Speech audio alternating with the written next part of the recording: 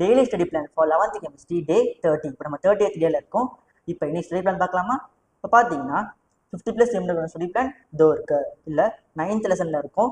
Book back book inside கொடுத்துருக்கோமா? Book இன்சைட்ல பார்த்தீங்கன்னா ஹென்ரிஸ்ல அதோட லிமிடேஷன், அதுக்கப்புறம் vapour pressure of liquid and liquid solutions with graph. அதில் ஒரு கிராஃப் இருக்கும், வேப்பர் ப்ரெஷருக்கு. அதன் கிராஃப் நம்ம நிச்சயமாக எக்ஸாமில் கேட்கறதுக்கு நிறைய வாய்ப்பு இருக்குது. அதுக்கப்புறமா ரவுலட்ஸ் லா, அதோட ரிலேஷன் பிட்வீன் ஹென்ரிஸ் லாக்கும் ரவுலட்ஸ் லாக்கும் இருக்க ரிலேஷன், ஒரு ஈக்குவேஷன் படிச்சுக்கோங்க. அப்புறம் ரவுலட்ஸ் லானா என்னது, அதோட அப்ளிகேஷன் என்னது அப்படி பார்த்துக்கோங்க. ஓகேவா? 50+ பண்ணுறீங்கன்னா அவங்களுக்கு தான் ஸ்டடி பிளான். ஓகேவா? இல்லை அதே தான் ஹென்ரிஸ் லா லிமிடேஷன்ஸ், அதோட லாஸ் படிச்சிருங்க, வேப்பர் ப்ரெஷர் படிச்சிருங்க. அந்த கிராஃபை மட்டும் நீங்கள் புரிஞ்சுக்க ட்ரை பண்ணுங்க. அதே மாதிரி எதையுமே நீங்கள் மனப்பாடம் பண்ண வேணா, எல்லாமே நீங்கள் புரிஞ்சு படிங்க. ஓகேவா? ஃபார்முலாஸ் எப்படி அப்ளை பண்ணுறது, இந்த கான்செப்ட்லேருந்து எப்படி அந்த ஃபார்முலா கொண்டு வந்தாங்க, எல்லாமே உங்களுக்கு தெரியணும். ஓகேவா? ஓகே, புக் பேக் படிச்சிருங்க. தொடர்ந்து ஃபாலோ பண்ணிக்கிட்டே வாங்க. உங்கள் ஃப்ரெண்ட்ஸுக்கும் ஷேர் பண்ணுங்கள். தேங்க்யூ.